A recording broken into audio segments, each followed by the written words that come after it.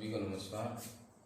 अर्थात आज हम समांतर प्लेट संधारित्र की धारिता, जब उसकी प्लेटों के बीच कोई पदार्थ या बीच आंशिक रूप से परावैद्युत पदार्थ भरा हो, अर्थात ये जो दूरी है इसके बीच में कोई परावैद्युत पदार्थ भरा, अर्थात इसकी मोटाई हमारी हो गई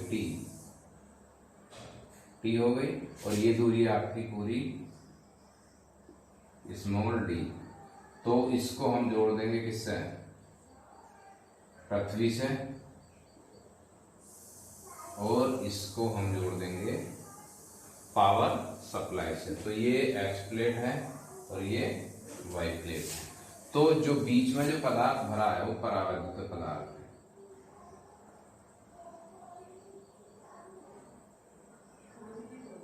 जैसे कांच, अर्थात उसमें जो पावर सप्लाई है डिस्ट्रीब्यूट ना हो पाए, जब हम इसको पावर सप्लाई देते हैं, बीच में परावैद्युत पदार्थ भरा है, तो दोनों प्लेटें क्या होगी, उसके बीच में डिस्टेंस इतनी कम होती है कि वो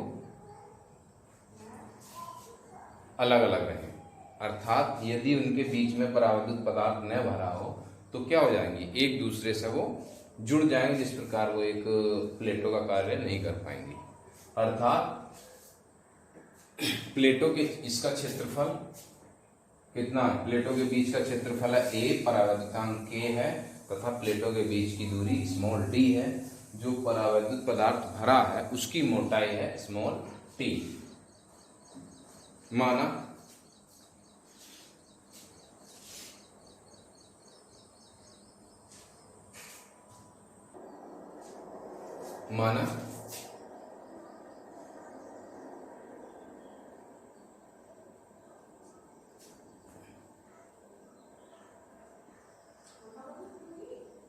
XY दो समांतर प्लेटें, दो समांतर प्लेटें हैं जिनके बीच की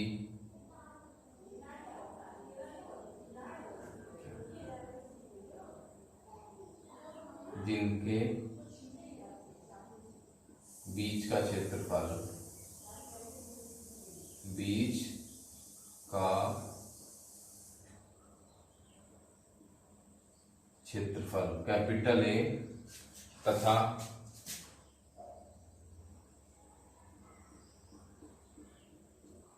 प्लेटों के बीच की दूरी स्मॉल d है, तथा प्लेटों के बीच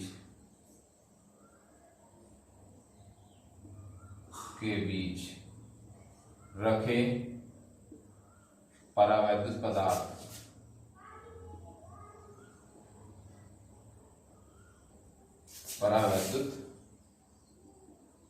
पदार्थ की मोटाई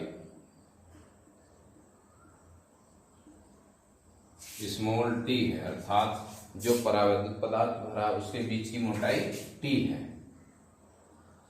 परावैद्युतांक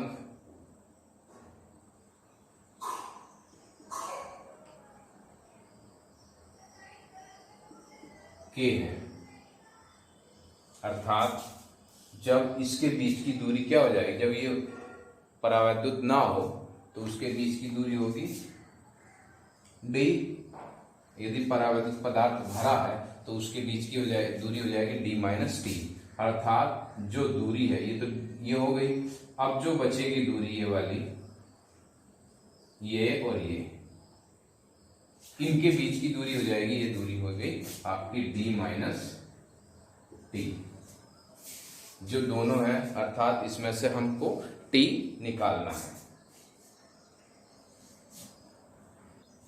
वायु में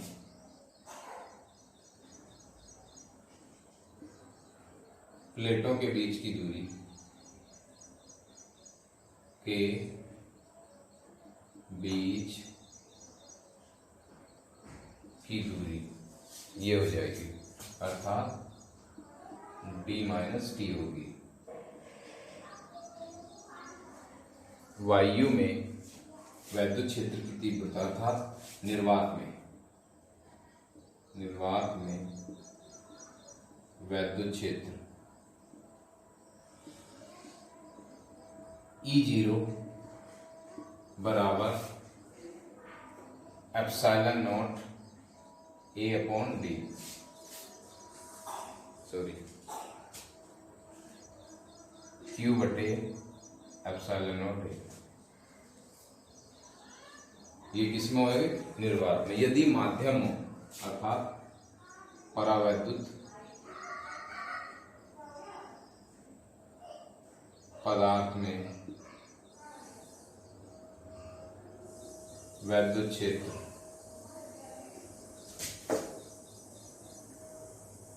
E बराबर Q बटे K एप्सिलॉन नॉट, अर्थात निर्वात में जो दूरी है आपकी T है, निर्वात में बीच की दूरी, प्लेटों के बीच की दूरी, प्लेटों के बीच की दूरी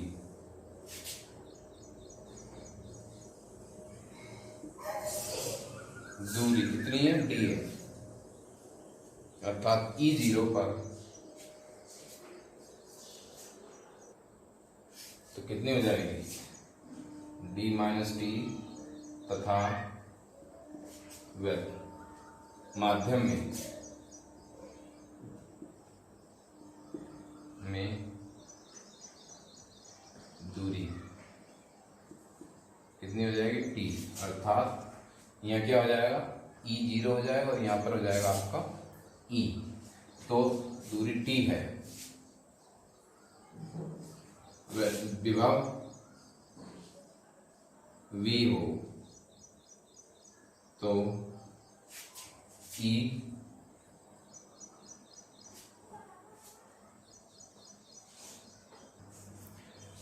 V बराबर E0 D minus T plus EC। तो इसे फर्स्ट मान लो, इसको सेकंड, दोनों की वैल्यू आप यहाँ रख सकते हैं। तो V बराबर E0 कितना है? Q बटे epsilon not D minus T plus Q बटे K epsilon not into T। तो Q epsilon not, Q upon epsilon not इसमें कॉमन ले लेंगे तो कितना हो जाएगा? तो V बराबर Q बटे epsilon not bracket D minus T plus T upon K, ये हो गया। जब V निकल गया तो C बराबर Q बटे V, ये आपकी आ गई थर्ड। जब V बराबर Q बटे epsilon not D minus T plus T upon K, तो C बराबर Q अपॉन V, तो इसकी वैल्यू हम यहाँ रख देंगे। तो कितना हो जाएगा? C बराबर Q बटे ये फिर Q बटे epsilon naught A bracket D minus T plus T बटे K।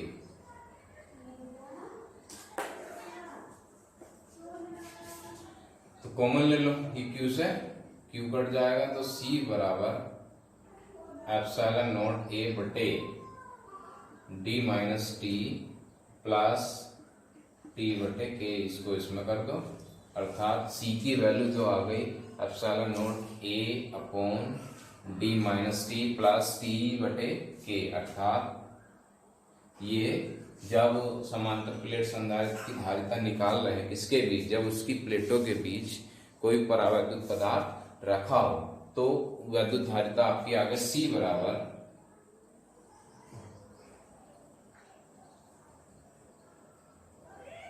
Epsilon not a upon D minus T plus T upon के। अब इसमें दो तीन कंडीशन है। फर्स्ट कंडीशन है यदि प्लेटों के बीच की दूरी अर्थात टी जो है, टी के स्थान पर हम रख दें स्मॉल डी, अर्थात पूरे बीच की दूरी इसके स्थान पर हम डी रख देंगे। तो यहाँ जब डी रखेंगे टी के स्थान पर तो क्या हो जाएगा, तो ये तो 0 हो जाएगा। बचेगा क्या,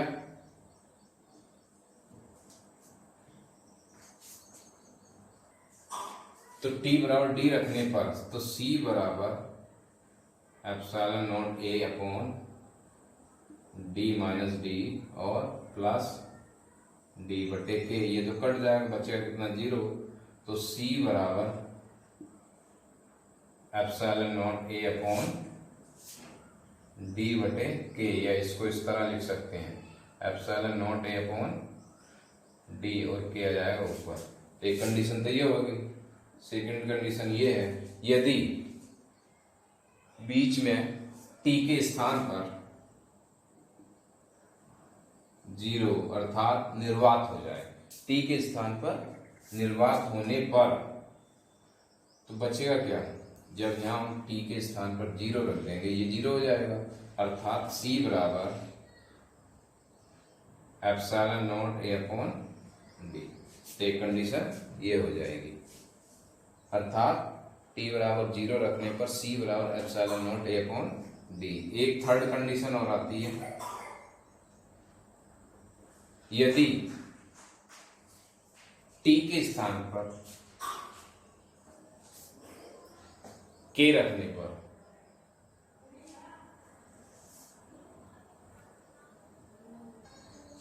वो क्या, यदि t मोटाई की प्लेटें हों अर्थात धातु की प्लेटें हों तो k बराबर हम लोग को रखना पड़ेगा अनंत, अर्थात जो मोटाई है परावैद्युत नहीं है उसमें यदि t मोटाई की प्लेटें हैं तो k के स्थान पर हम इन्फिनिटी रख दें।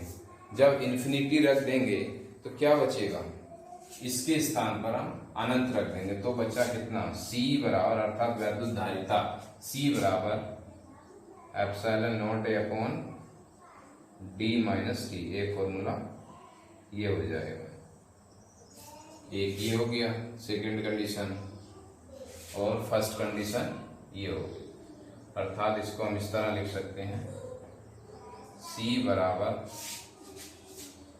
एप्सिलॉन a अर्थात k epsilon a upon D. एक ये हो गया, फर्स्ट सेकंड थर्ड तीनों कंडीशन इसमें दिखा देंगे। एक कंडीशन और होती है यदि प्लेटों के बीच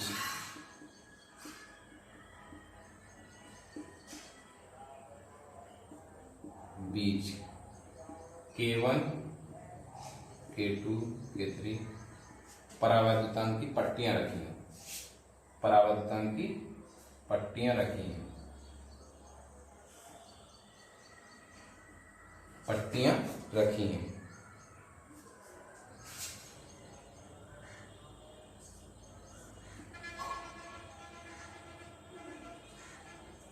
रखी हैं जिनकी मोटाई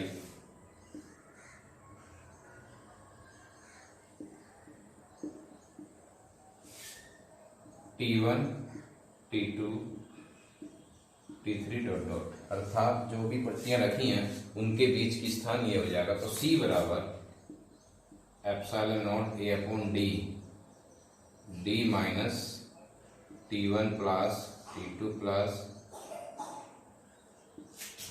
फिर plus T1 upon K1 plus T2 upon K2 T3 बटे K3, अर्थात यदि पूरे स्थान पर पट्टियां रखी हैं जिनकी मोटाई T1 T2 अर्थात D के स्थान पर हम क्या रख सकते हैं T1, T2, T3, तो इसके स्थान पर जब हम T1 अच्छा इसका सम करेंगे, जो पट्टियां रखी हैं उनको जोड़ दिया जाए तो कितना हो जाएगा, D के स्थान पर हम रख देंगे C बराबर एप्सिलॉन नॉट a अपॉन ये तो हो जाएगा आपका 0, क्योंकि T1 T2 ये जुड़ा है, तो इसके स्थान पर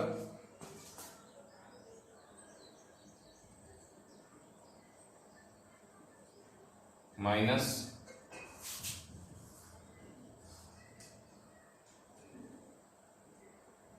T1 प्लस T2